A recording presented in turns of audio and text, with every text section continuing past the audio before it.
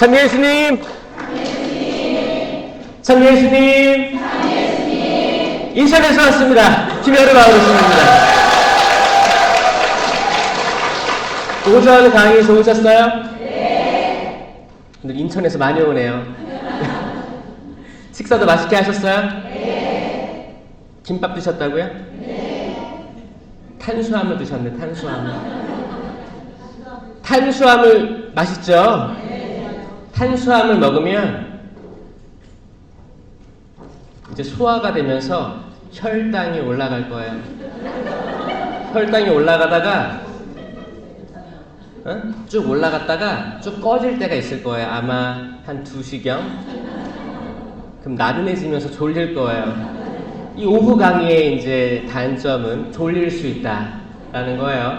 자, 졸리지 않게 박수 한번 크게 쳐봅시다. 또 박수 치면 이게 찌릿찌릿할 때까지 쳐야 되는 거예요. 그러면은 온몸이 좋아. 혈액순환이 잘 돼. 또 오늘 1일 영성 피정을 준비해 주신 풍동성당 모든 봉사자들, 특별히 감사의 말씀 전하고 본당 신부님, 또 모든 봉사자들, 또 오늘 찬양 율동 너무너무 이쁘죠? 이쁘고 봉사자 모든 분들께 감사드립니다. 사실 율동하고 찬양하고 박수치고 이런 것들을 사실 많이 해야 돼요. 많이 해야지 마음이 말랑말랑해지는 거예요. 마음이 말랑말랑해져야지 잘 들을 수 있어요.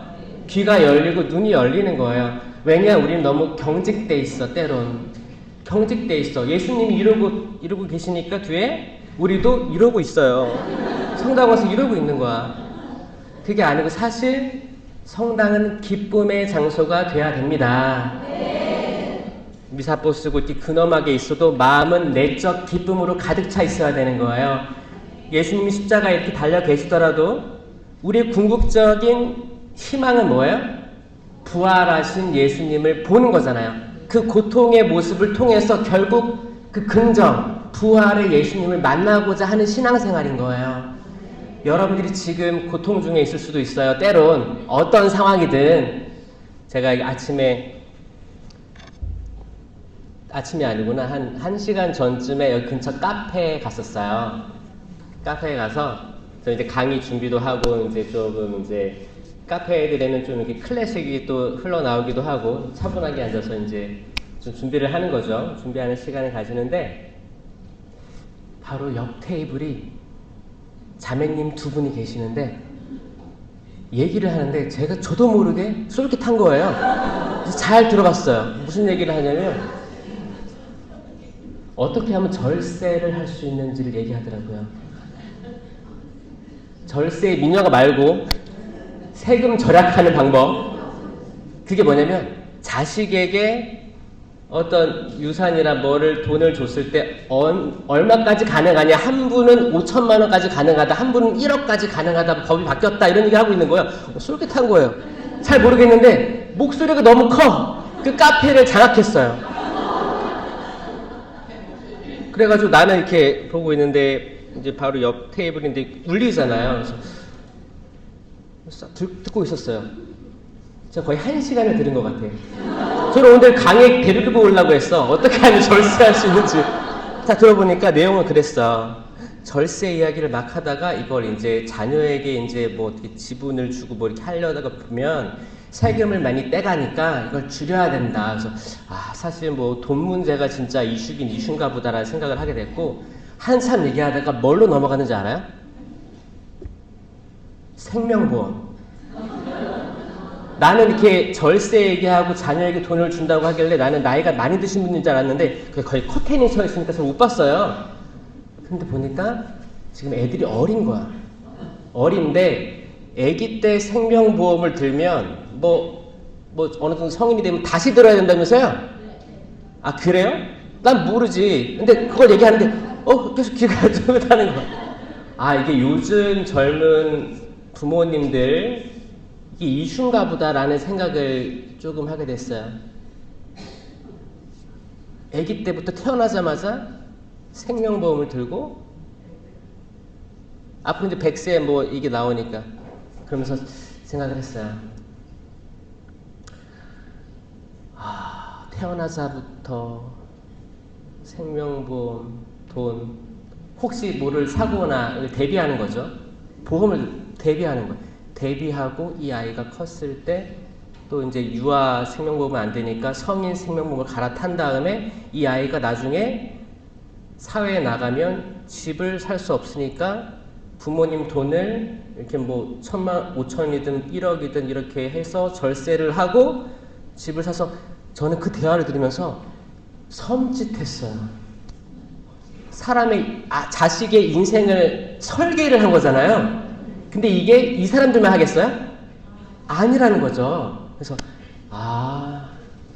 사람 한 생명이라는 거, 그리고 그 생명을 생각하려는 부모님, 거기에 참 지혜롭다. 세상의 지혜죠.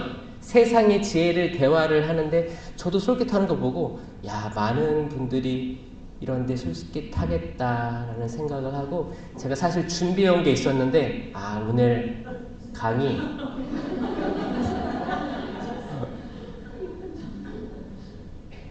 생명, 영원한 생명. 이건 유한한 생명을 가지고 유한하기 때문에 보험을 드는 거잖아요. 영원한 생명에 대해서 이야기를 해야겠다라는 생각을 했습니다. 어때요?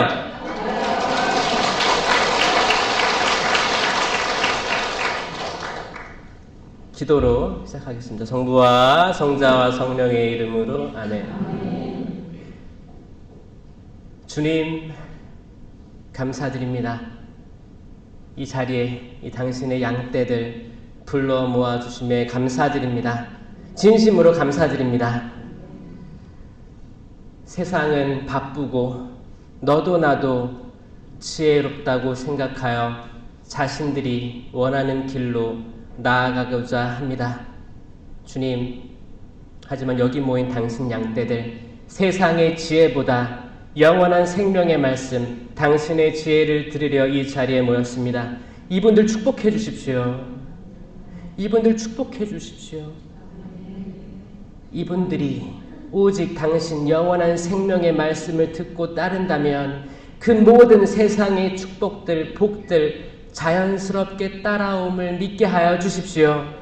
그 우선순위가 주님 오직 한 분이신 삼위일체이신 예수 그리스도가 되게 하여 주십시오. 저희들 부족합니다. 나약하기 때문에 수만 번 걸려 넘어지고 수만 번 세상의 지혜를 찾아 여기저기 기웃거립니다. 주님, 저희들의 이 에너지를, 당신께서 주신 이 에너지를 오직 당신 영광을 위해서 쓸 수 있는 그런 지혜로운 당신 자녀들 되게 하여 주시옵소서.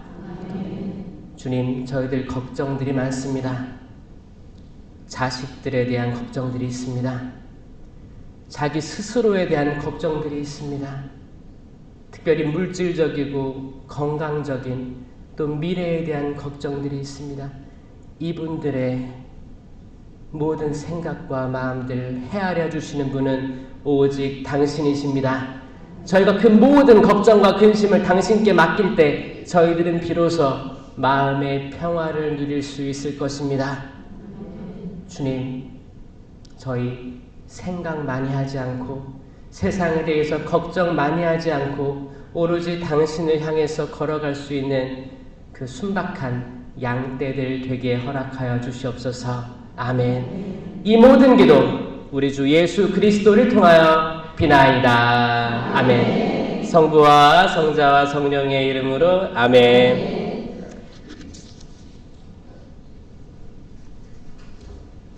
절세.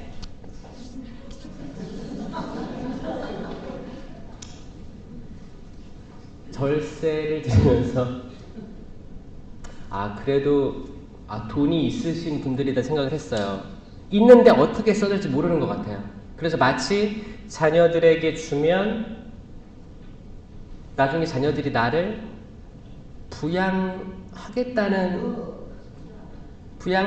할까라는 기대감이 있나? 그런 느낌이겠죠? 아니에요? 그냥 주고 싶은 거예요? 그냥 난 받기 싫은데 그냥 다 주고 싶은 마음일까요? 그럼 첫째가 좋아요? 둘째가 좋아요? 줄라면? 응? 같이 똑같이? 이게 진짜 사람이라는 게 진짜. 그러면 자녀들은 이걸 받았어, 어렸을 때. 그러면 또 그들의 자녀들이 있겠죠. 그들의 자녀들이 커. 또 이사 가고 뭐하고 빚 내고. 그럼 부모님께 받은 돈들 기억할까요? 받은 만큼 부모님께 잘해드릴까요? 이게 잘 우리 계획대로 될까? 이런 생각도 하면서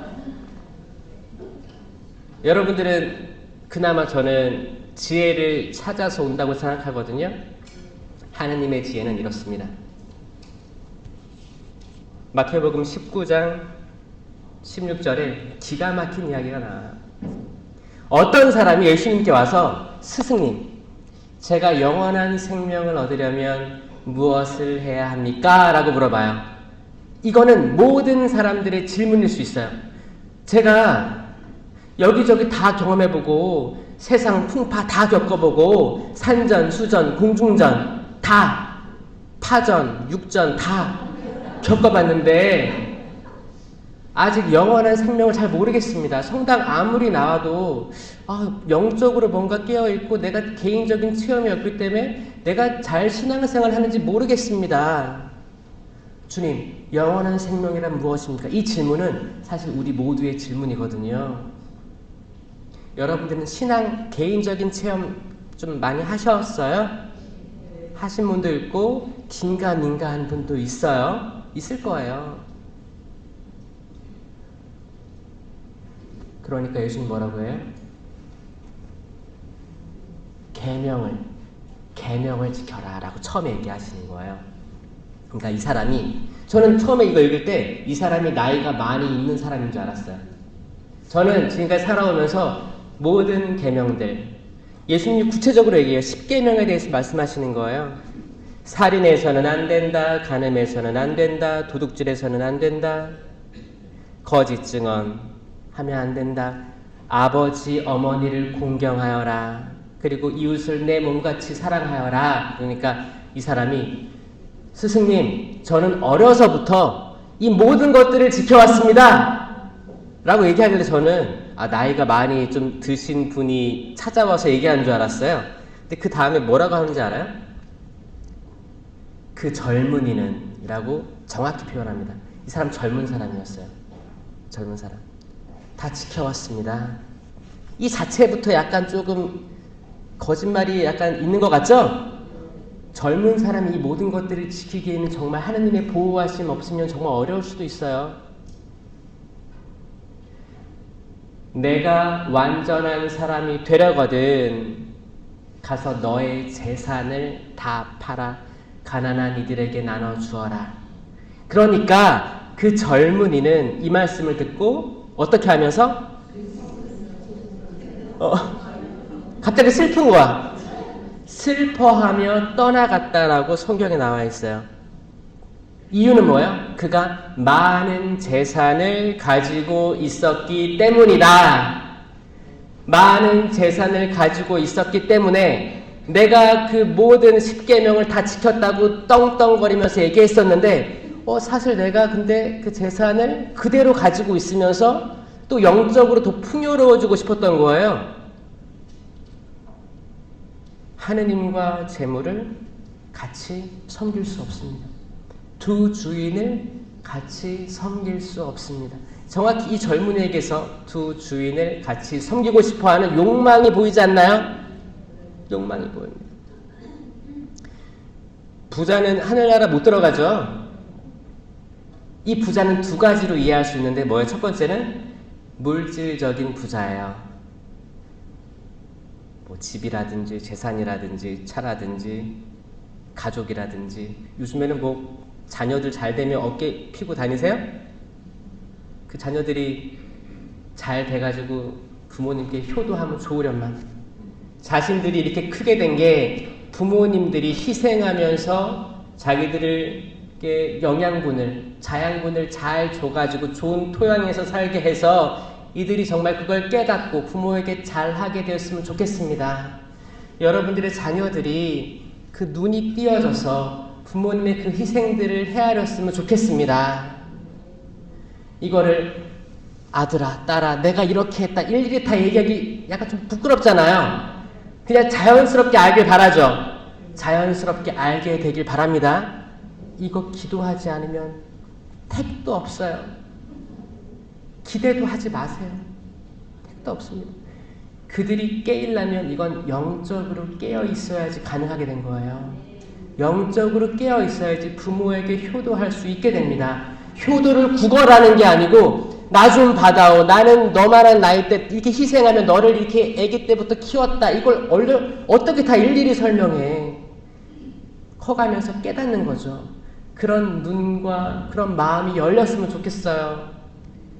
특히 자녀들 위해서 오늘 미사 때 간절히 기도했으면 좋겠네요. 자녀들 다 신앙생활 열심히 하세요? 다 세상으로 나갔죠? 잘 가.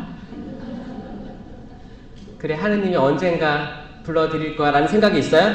근데 그 생각은 잊지 마세요. 꼭 가지고 있으세요. 근데 특별히 남자 자식들을 가진 부모님이 있어요? 손 들어보세요. 여자 아이들, 딸들. 그 세상으로 나간 건 아들이에요, 딸이에요?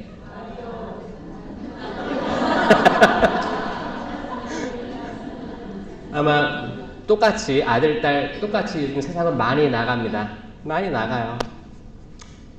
그들이 다 나갔는데 전 특별히 아들들이 조금 더 취약하다라고 생각합니다. 딸들 잘 돌아올 거예요.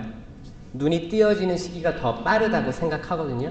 사실 사춘기 또 이렇게 철드는 게 여성들이 좀 빠르죠? 더 빨라요. 그거는 하나님의 섭리예요. 왜냐하면 생명으로 정향되어져 있는 존재는 사실 생물학적으로 여성입니다. 이제 생명을 가지고 낳을 수 있는 존재는 여성이지. 하나님의 창조 섭리예요.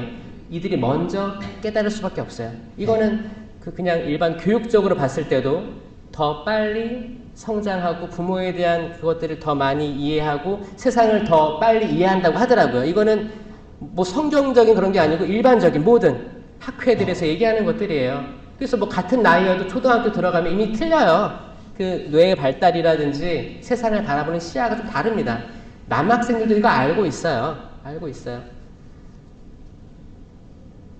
딱 말해서 여러분들 자녀들 이제 결혼할 때 되면 남자 아이들이든 여자 아이들이든 이제 사귀는 사람이 천주교가 아니에요. 이걸로 걱정하시는 분들 많거든요. 남자 아이들은 만약에 이제 개신교 여자를 만나면 어떻게 돼요? 개신교로 가는 거예요.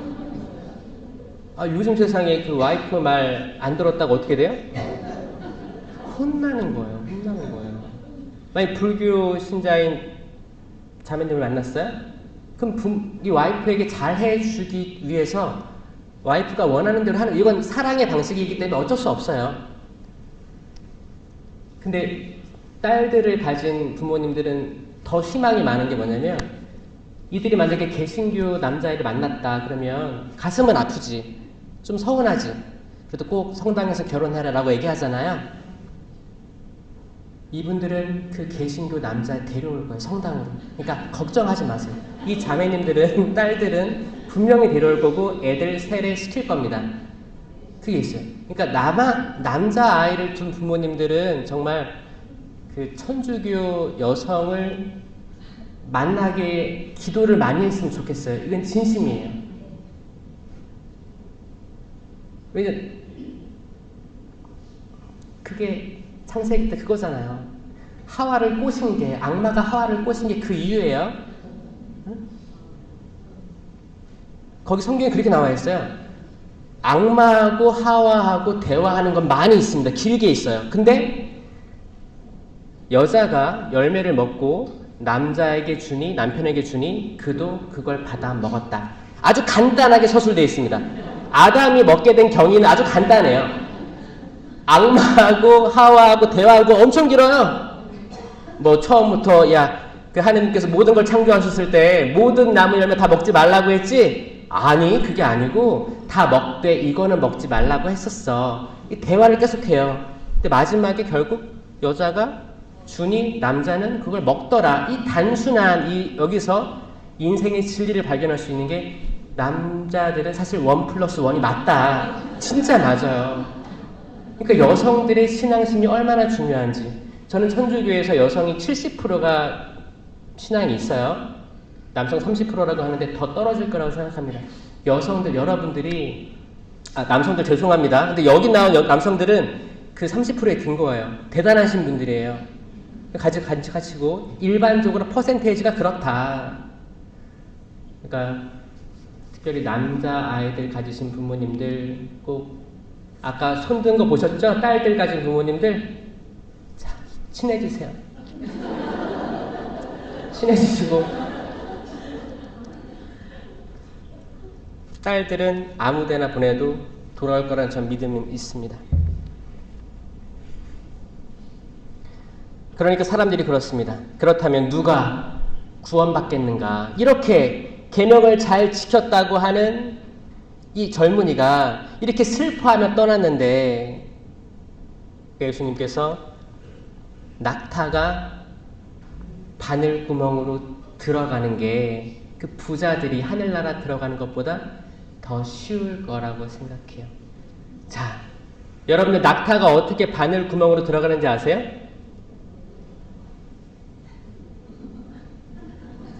정말 이스라엘에 그 바늘구멍, 바늘귀라는 그 문이 있습니다. 문이 있어요. 문이에요, 문이에요. 그 통과하는 문이에요. 낙타들이 들어갈 수 있게 설계한 게 있어요. 그러니까 우리가 생각하는 그 바늘구멍을 생각하면 안 되는 거죠. 응? 당연히 불가능하지. 여러분들 코끼리를 냉장고에 넣는 방법 아세요? 뭐예요? 1번이 뭐예요? 냉장고 문을 연다. 두 번째, 코끼리를 냉장고에 집어넣는다. 세 번째, 문을 닫는다. 이거 어떻게 하세요? 말도 안 되는 거죠. 말도 안 되는 거예요. 마찬가지로 바늘귀로 통과시키는 건 낙타를 바늘귀로 집어넣는다. 이게 됩니까? 이거는 인간적인 사고방식이라는 거죠. 하지만 하느님의 눈에는 바늘귀는 차원이 다른 공간입니다. 자, 여러분들이 봐봐요. 원근법 있죠? 바늘을 눈에 갖다 대고 있어요. 그러면 구멍이 보일 거 아니에요. 그러면 멀리 있는 낙타는 이 바늘 사이로 들어갈 수 있어요, 없어요? 그쵸? 바늘이 여기 있다고 생각해봐, 눈앞에. 그러면 바늘 구멍이 보일 거 아니에요? 그럼 아주 멀리 있는 게 아주 작아지는 거죠. 그래서 이게 딱 통과하는 것처럼 보여지죠. 이건 뭐야? 시선을 바꾸고 차원을 바꿔 생각하지 않으면 절대 이해 못합니다. 하느님 말씀, 시선을 달리 보지 않으면 이해할 수 없어요. 그렇기 때문에 옛날에 그 율법학자들, 바리사이들 어떻게 설명을 했냐면 차원을 넓게 보여주려고 설명을 했었는데 시작은 좋았지. 근데 나중에 가면 갈수록 이게 자기들만 아는 정보가 됐다는 거예요. 그리고 이걸 가지고 모든 사람들이 자기보다 낮게 보였다는 거예요. 그러니까 정보를 더 감추고 따라하려면 따라와봐. 이렇게 된 거예요. 지금은 정보화 시대죠. 정보는 다 열려 있습니다. 열려 있는 거예요. 코로나 시기 때 어떤 사람들이 뜨기 시작했냐면 정보를 감추는 게 아니고 정보를 오픈한 사람들이 뜨기 시작했어요. 왜? 인터넷이 발달하면서 다 못 만나게 했어요. 사람들 정부에서도 그렇고 성당에서도 그렇고 모이지 말라 했어요. 모이면 바이러스도 퍼지지만 결국에는 못 만나게 한 거예요. 이거는 천주교 역사상 가장 치명적인 3년이었다고 생각합니다. 동의하세요? 네. 인류 역사상 성당이 그렇게 문을 닫은 건 처음이었어요. 처음. 거기 뭐야? 옛날에 흑사병 창궐 이후에 처음이었던 거예요. 이거를 여러분들이 겪어내신 거예요. 어떻게 보면 여러분들 앞으로 100년, 200년 후에 지금을 역사책에서 보게 될 거예요. 다음 세대들이 야, 이런 때가 있었네 라고 공부하게 될 때입니다. 여러분 그 역사의 한 부판에 있습니다. 여러분들은 그걸 겪었고 3년 동안 추락하는 걸 겪었고 다시 3년 동안 일어나야 되는 걸 겪어야 될 사람들이에요. 아멘? 그게 어디서부터 시작되어야 되냐면 말씀이에요. 말씀입니다. 하느님 말씀이 여러분들을 변화시킬 거예요. 이 모든 것 중심에는 성령 하느님이에요. 성령 하느님께서 여러분들을 뜨겁게 다시 일으켜 주실 것을 믿습니다. 성령이 어디 있습니까? 난 들어본 적도 없습니다. 이게 사도행전에 나와요. 성령이 있다는 말을 들어본 적도 없던 사람들이 많았어요. 이건 지금 천주교 신도도 비슷합니다.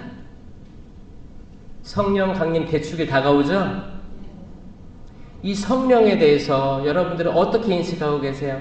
성령은 체험이에요.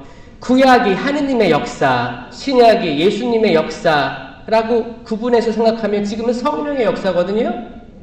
근데 성령은 체험이 없으면 머리로 아무리 공부해도 다가오지 않아요. 눈이 열리지 않아요. 이건 체험이에요.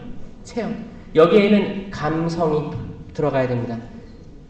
감성적인 민감성이 들어가야 돼요. 공부는 이성적으로 하죠. 신학도 이성적으로 공부하는 거예요. 요즘에 공부를 다 많이 하셨어요. 다 똑똑해요. 신학 강의도 다 듣고 필기도 하고 열심히 해서 다 머릿속에 들어가 있어. 근데 삶이 변화되지 않았습니다. 변화되지 않았어요. 왜 변화되지 않았어요?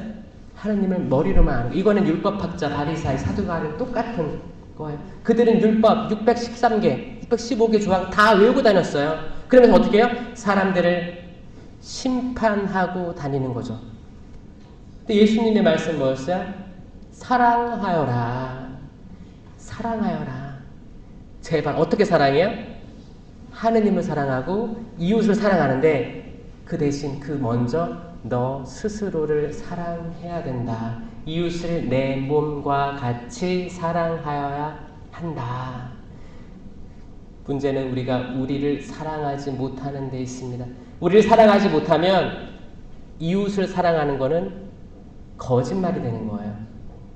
이웃을 보면 질투가 생길 거예요. 아, 저 자매는 똑똑해서 저렇게 절세하고 다니네.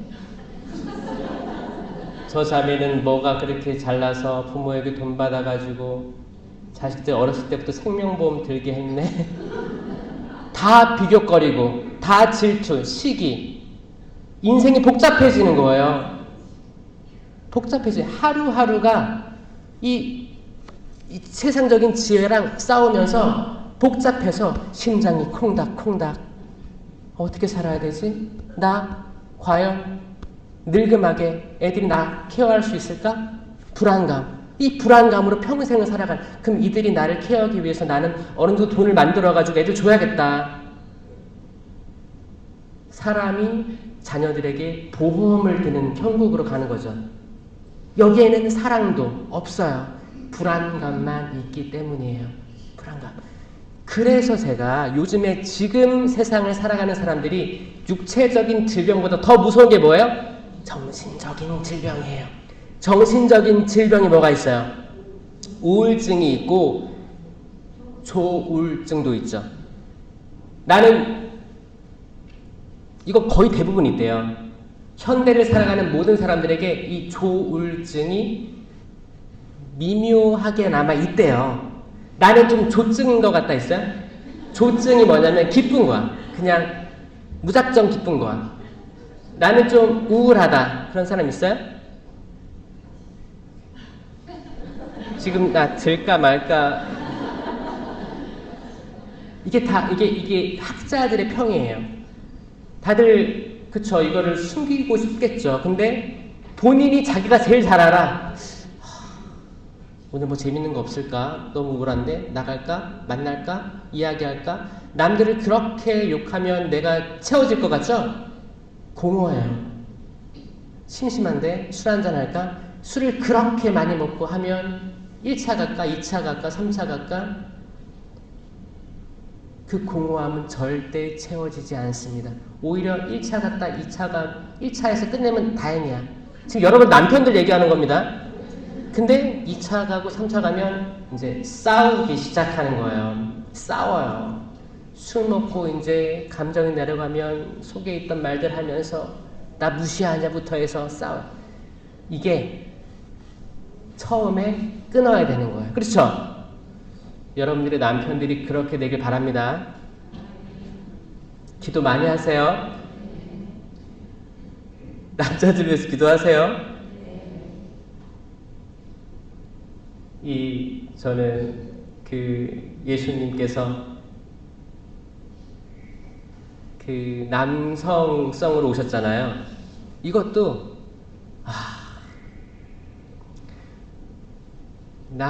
남자들이 바로 일어서야 되는데 너무 위태로운 분들이 많기 때문에 그렇지 않았을까라는 생각도 합니다. 주님의 제자들도 남성들이었어요. 다 가장들이었죠. 다들 사회생활 열심히 하고 어부, 세리, 다양한 사람도 있었죠. 열혈당원, 정치적으로 막 뛰어든 사람도 있었어요. 다양한 이 사람들 데리고 왜 그랬냐면 사실 생명으로 나아가는 존재였기보다는 계속 세상으로 나아가려고 했던 다양한 방법으로 나아가려고 했던 욕망 그 자체인 사람들이었어요. 이들이 어떻게 자기들을 다 포기하고 내려놓는 과정에서 더 얻는 것들이 컸다는 거죠. 이게 하느님의 섭리였던 것 같아요. 저는 특히 모든 본당들에서 이 남성들의 그 교적상 비율이 좀 올라가서 남자여서 대등하게 됐으면 좋겠는데 항상 어느 본당 가면 한 8대2, 7대3 정도인 것 같아서 좀 안타까운 마음이 들어서 어디 갈 때든 남성들이 보이면 너무너무 반가워요. 너무 반가워요. 그 세상의 풍파들 또 가장으로서 어깨에 짊어진 모든 것들 그런데도 불구하고 신앙을 찾아 나서려고 하는 그 마음들이 너무 아름답기 때문입니다.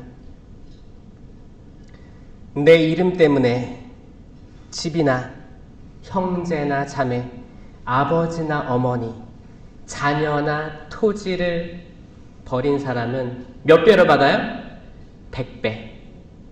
100배로 받을 것이고 플러스 영원한 생명도 받을 것이다. 아멘. 그러니까 우리가 열심히 토지의 가치를 불리던지 아파트의 가치를 불리던지 여기저기 미리 땅값이 오를 곳으로 이사를 가서 열심히 투자를 해서 머리가 빨리빨리 돌아가는 거예요. 그렇게 하지 말고 예수님 때문에 가족을 버리거나 이게 지금 뭐 폐륜 이런 거 얘기하는 거 아닙니다. 신앙 때문에 갈라지는 거거든요. 분열되는 거예요. 이 분열은 거룩한 분열이에요. 나 이제 의절하겠소. 재산 나 안 준다고? 형만 준다고? 나 의절할 거야. 평생 안 봐. 돈 그런 걸로 의절하는 얘기하는 거 아닙니다. 거룩한 분열은 하느님의 이름, 삼위일체이신 예수 그리스도의 이름 때문에 분열이 생길 수 있다는 거고 이 분열은 거룩한 분열이기 때문에 다른 쪽으로 채워주실 거예요. 그렇다면 왜냐면 슬프거든요. 만약에 내 자녀가 엄마 나 개신교 갈래. 아니야 너 유아 세례 받았어. 엄마 그게 내 의지로 받았어? 엄마가 세례시켰잖아. 저도 마찬가지예요. 부모님이 저 어렸을 때 유아 세례 시킨 거거든요. 그때 제가 자발적으로 저 천주교 신자가 되겠습니까? 손 들었어요? 아니에요. 부모님의 신앙으로 데려갔고 신부님은 부모님의 신앙을 보고 세례를 허락했단 말이에요. 그럼 이 아이가 커서 나 내 의지대로 천주교 신자가 된 게 아니기 때문에 나 이제 막 살 거야. 그렇게 떠나는 걸 경험을 하실 거라고 저는 생각을 해요. 그렇죠? 그거 어떡할 거야? 그래? 미안하다. 근데 나는 제일 좋은 걸 주고 싶었어. 제일 좋은 걸 주고 싶었어. 그럼 그때 받은 세례와 견진과 첫 영성체는 영원히 남아있는 인호예요. 인호니까 남아있는 거예요. 그들이 개신교 가든 불교 가든 어딜 가든 그 기름 부음은 계속 유지되는 거예요. 그러니까 돌아올 기회가 있어요 없어요? 있으니까 이것 때문에 의절하지 말라고요. 괜찮아요. 마음 조급하게 생각하지 마세요. 이 조급한 거는 누가 갖다 주는 거예요? 성령에게서는 이런 것들이 안 나옵니다. 성령 하느님의 성당에서는, 이 가톨릭 교회에서 이렇게 나올 수가 없어요. 좋은 나무는 좋은 나무 열매를 맺을 수밖에 없는 거예요. 나쁜 나무는 나쁜 열매를 맺을 수밖에 없는 거예요. 이거를 인식했다면 잘라버린 다음에 참 포도나무이신 예수 그리스도께 접붙이면 되는 거죠? 이게 끝이에요. 근데 이 접붙이는 건 그 본인들에게 달려있는 거예요. 그 본인들이 언젠가 내가 생각해보니까 부모님이 옛날에 나 어렸을 때 성당 다녔고 세례도 줬고 근데 지금 살다 보니까 부모님하고 많이 멀어져 있는 것 같네.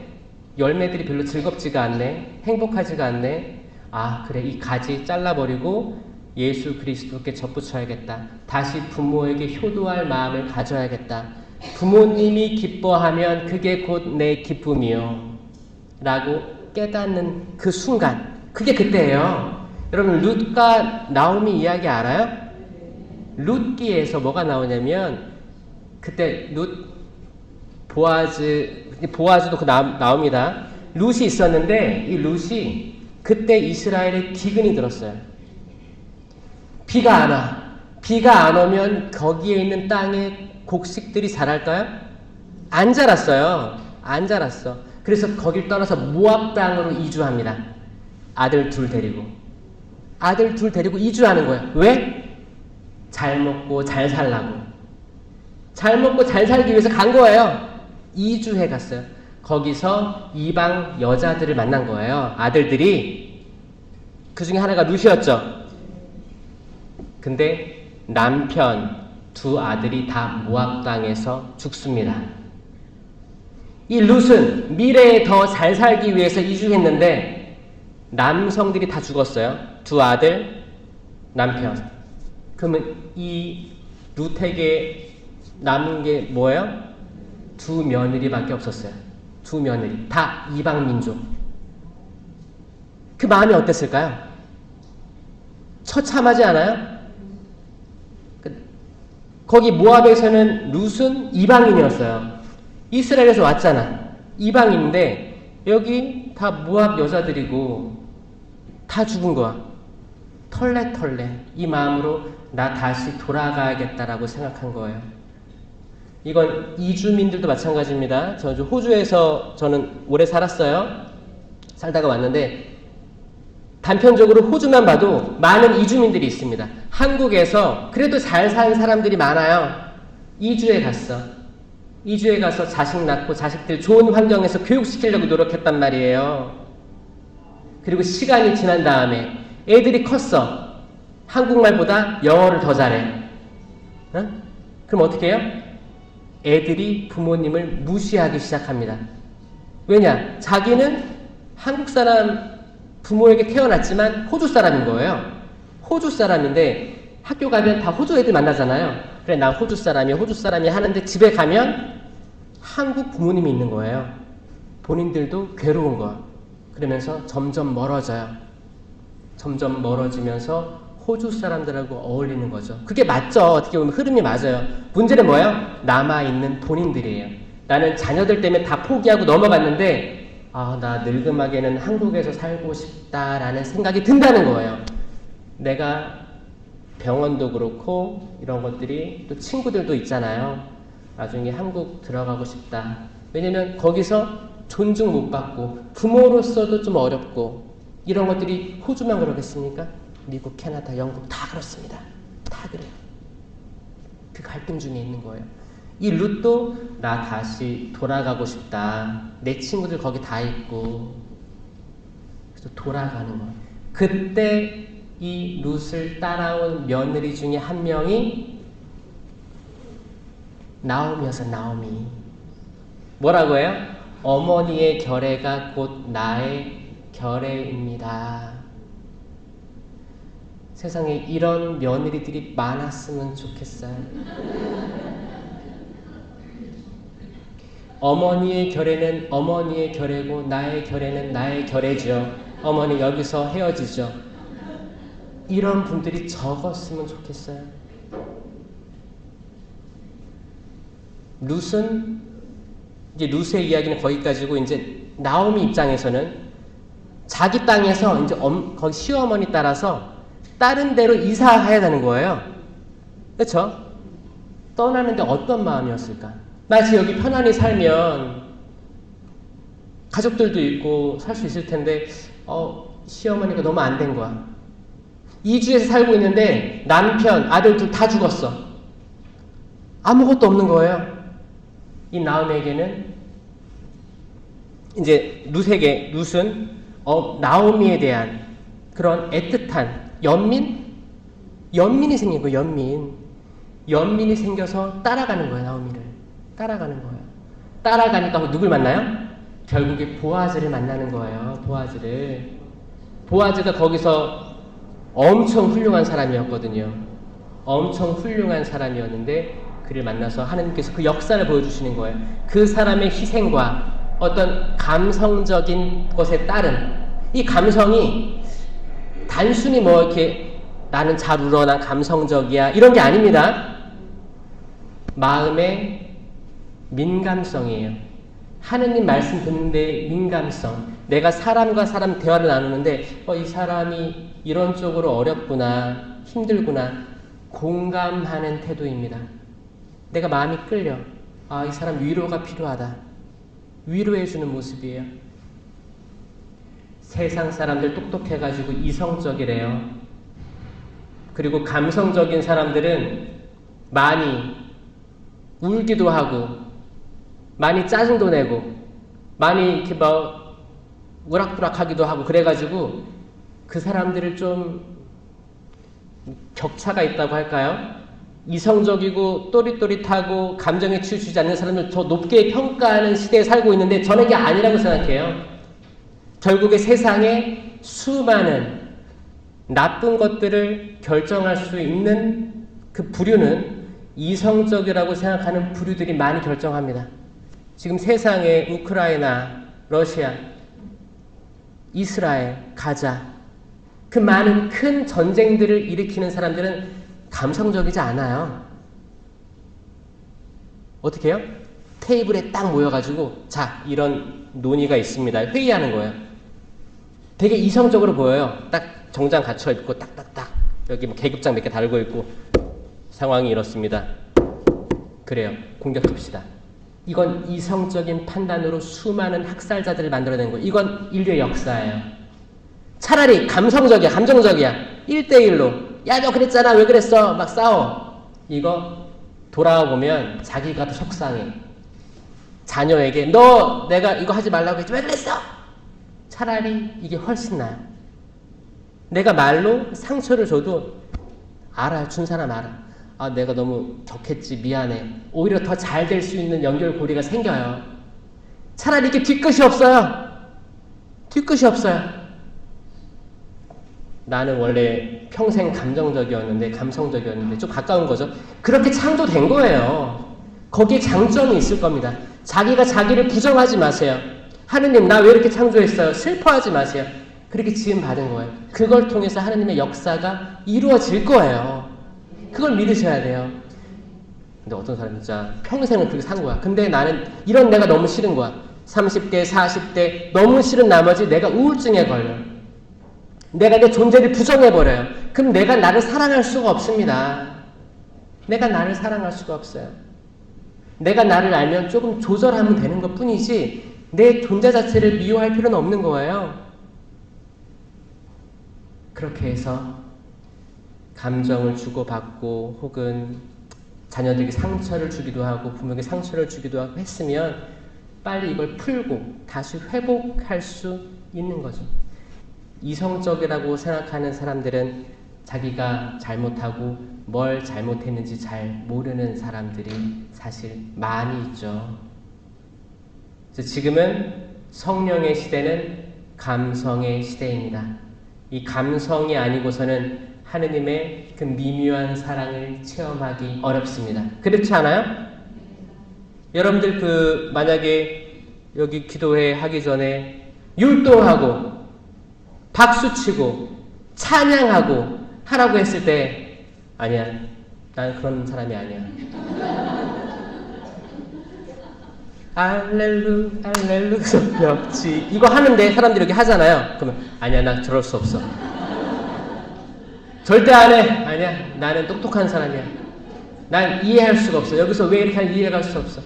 이렇게 목이 뻣뻣한 사람들이 있다면 이게 더 위험한 거예요. 그렇지 않습니까? 사람이 말랑말랑해야 돼요. 유연해야 됩니다. 자녀들이 갑자기 어머니 나 지금 결혼할 거예요. 하지마.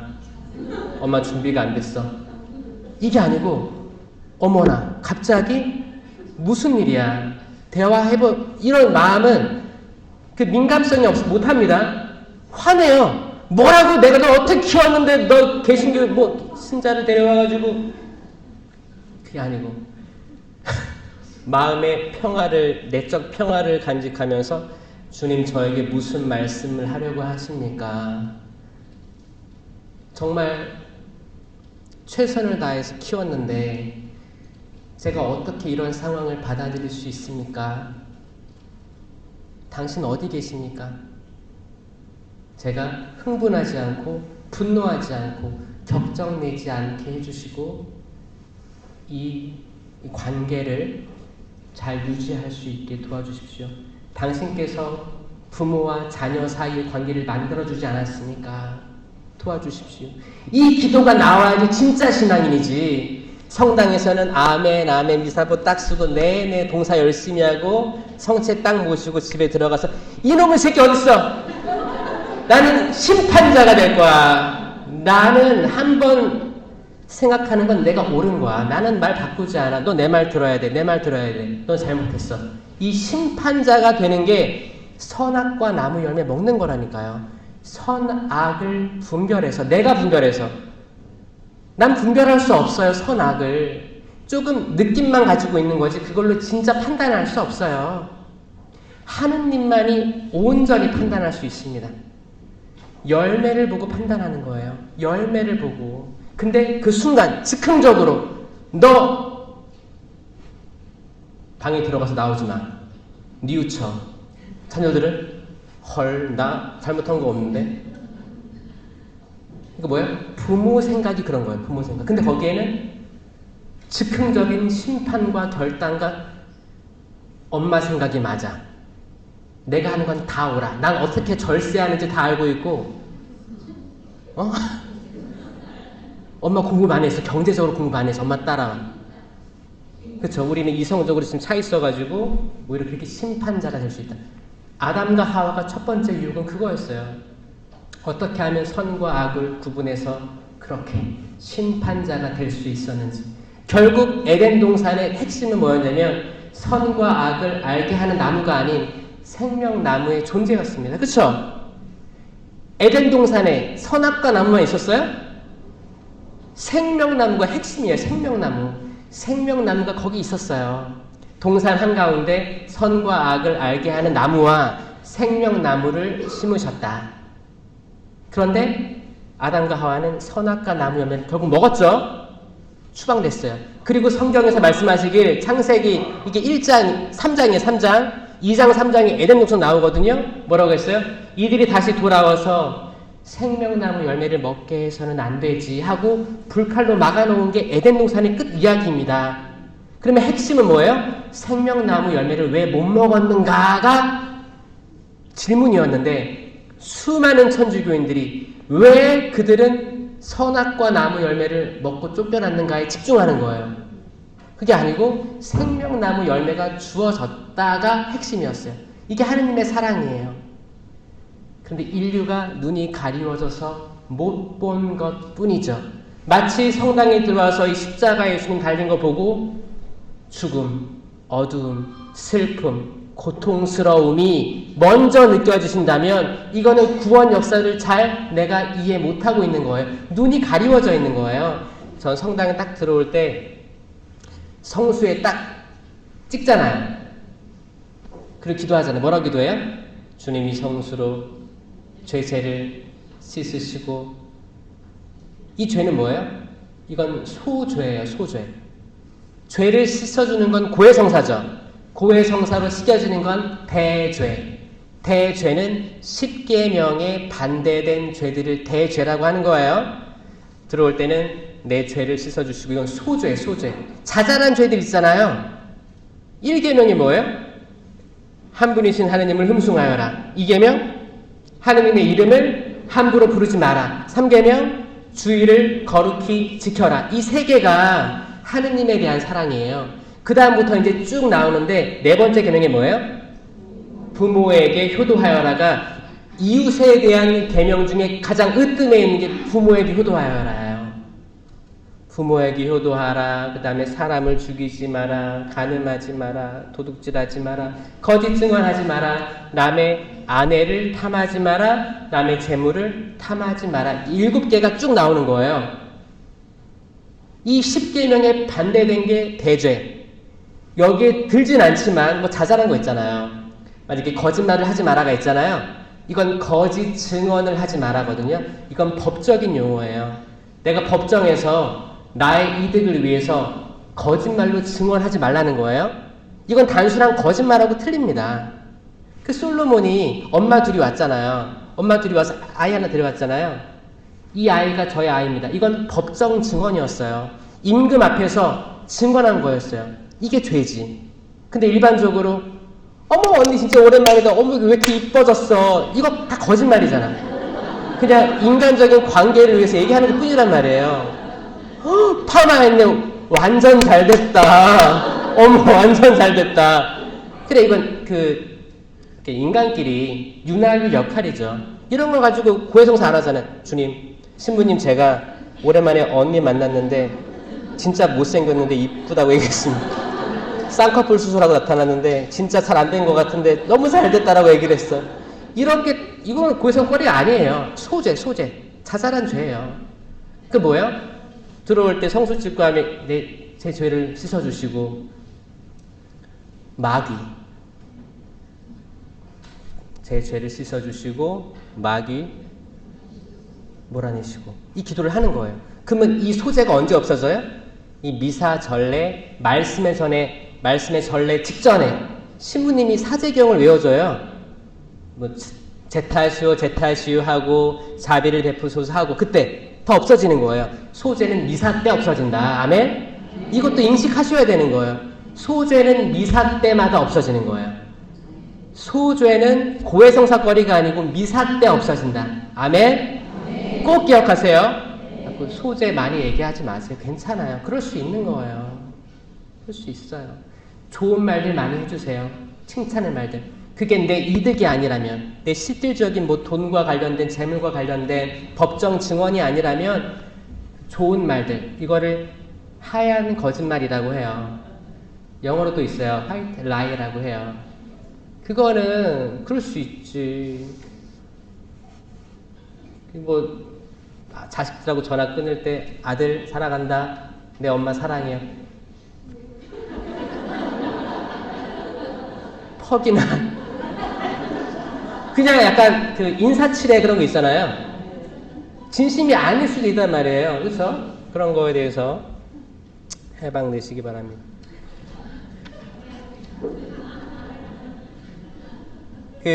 제가 오늘 1시간 반 강의인데 제가 1시간 강의를 하고 10분 쉬었다가 미사를 좀 길게 하면서 안수를 주려고요. 그렇죠? 그게 안수가 왜 필요하냐면 여러분 뇌는 축복받을 필요가 있어요. 근데 안수는 전통적인 카톨릭교회의 전통적인 예식입니다.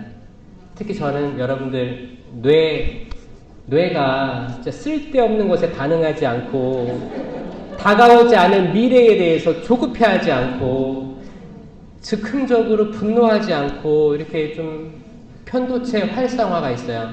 편도체 과잉 활성화 되지 않도록 좀 기도를 할 거예요. 그래서 영성체 후에 해드릴 테니까 좀 그게 나을 거라 생각합니다. 제가 마지막에 정리하면서 이 얘기를 할게요. 티모테오 후서에서 이게 3장 1절에서 5절이에요. 티모테오 후서 3장 1절에서 5절을 읽어드릴게요. 정확히 지금을 이야기하고 있습니다. 마지막 때에 대한 이야기예요. 이것을 알아두십시오. 같이 한번 제가 말씀 읽어드리면 따라서 말하세요. 이게 나을 것 같아. 이것을 알아두십시오. 마지막 때에 힘든 시기가 닥쳐올 겁니다. 사람들은 자신과 돈만 사랑하고 허풍을 떨며 오만하며 남을 중상하고 부모에게 순종하지 않으며 감사할 줄 모르고 하느님을 무시하고 비정하고 매정하며 남을 험담하고 절제할 줄 모르며 난폭하고 선을 미워하며 배신하며 무모하고 교만하며 하느님보다 쾌락을 더 사랑하면서 겉으로는 신심이 있는 채 하면서 신심의 힘은 부정할 것입니다. 이러한 자들을 멀리 하십시오. 이거 기가 막힌 말 아닙니까? 이게 이 성경이 쓰여진 지가 2000년 전인데 이게 지금도 이루어지고 있어요? 안 이루어지고 있어요? 지금 우리를 두고 하는 말이고 이게 조금 좀 이렇게 좀 듣기 가슴 아플 수 있어요. 시원님 저는 그렇게 매정하지 않은데요. 저 그렇게 뭐 부모에게 효도 안 하지 않는데요. 근데 이게 만약에 조금 나한테 하는 말인 것 같다라고 느끼시는 분들이 영적인 감수성이 있는 거예요. 하느님께서 부서지고 낮추인 마음을 낮추하니 보신다라고 정확히 말씀하십니다. 그리고 진보 8장에서 뭐라고 해요? 마음이 가난한 자들은 행복하다. 하느님 나라가 그들의 것이다. 마음이 가난한 건 뭐예요? 내가 물질적으로 가난한 거예요? 마음이 가난한 건 내가 가난한 거예요. 내가 풍요로우면 나 혼자 살 수 있어요. 내가 가난한 건 뭐예요? 내가 이렇게 열심히 해도 주님 뜻에 맞받지 않구나. 내가 이렇게 봉사활동을 열심히 하는데 사실 내 신심을 바라봤을 때 내가 온전치 않구나. 나는 수십만 분신잡념으로 진정 하느님께 기도하지 않고 있구나. 내가 그렇게 자녀들을 사랑한다고 하면서 내 엄마로서의 이기적인 마음으로 아빠로서의 이기적인 마음으로 함부로 대하고 있구나. 미안한 거예요. 이 감수성이 있는 분들은 복되십니다. 그러면 자녀들이 그 마음을 알 거예요. 엄마 나를 정말 사랑하지만 내가 잘 되라고 하나 보다. 그때 비로소 애들이 그 엄마 아빠를 받아들일 수 있을 거예요. 그 전에는 분노만 가득할 거예요. 그 얘기 제가 몇 번 얘기했는데 너무 안타까운 사연이 뭐예요? 엄마 아빠가 이제 좋은 직장도 가지고 애들 잘 키우기 위해서 뭐 이렇게 좋은데 학군 들어가가지고 열심히 키워서 결국 의사 만들었어요. 의대 들어갔어. 의대 들어가고 1학년 때 이 아이가 자퇴를 합니다. 나는 엄마가 하라는 대로 다 했고 성인이 됐고 내가 하고 싶은 대로 살 거야. 나는 엄마가 원한 의대 입학을 했고 이제 난 그만둘 거야. 그 가족은 평생 분노로 가득 차 있는 그 딸아이와 그 부모는 이거 좋은 거야. 무조건 해.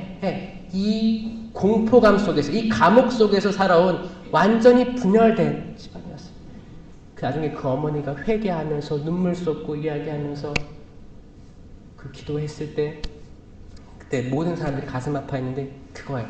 우리들은 많은 기대들을 가지고 있을 거예요. 그 기대를 조금만 내려놓으십시오. 하느님의 의를 그 무엇보다 우위에 두십시오. 하느님의 의를, 그분의 나라가 오심을 그 무엇보다 미사 오는 거, 영성체 하는 거, 신심 활동하는 거, 봉사하는 거를 우선으로 할 때 그 모든 것들은 100배로 주신다는 거예요. 아멘? 이건 제가 얘기하는 게 아니고 하느님께서 말씀하신 거고 예수님께서 말씀하신 거예요.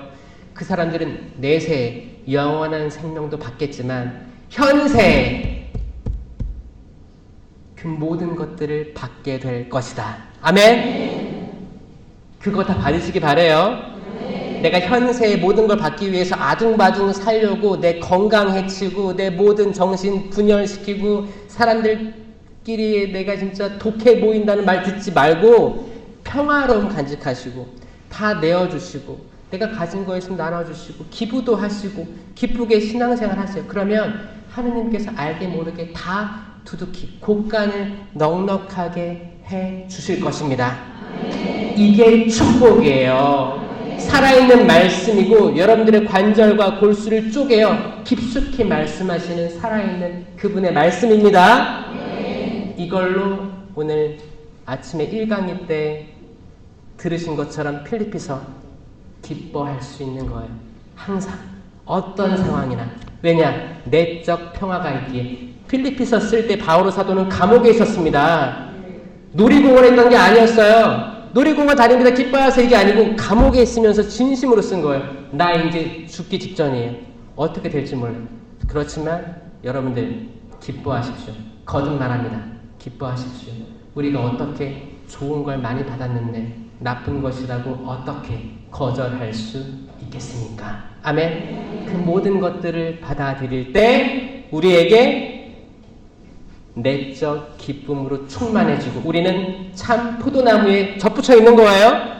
그럴 때 우리는 주렁주렁 성령의 9가지 열매, 사랑, 기쁨, 평화, 인내, 친절, 선행, 성실, 온유, 절제, 이 9가지 열매를 맺을 수 있다는 겁니다. 성령의 열매 가득 맺는 풍동성당 모든 교우들이 되었으면 좋겠습니다. 들어주심에 감사드립니다.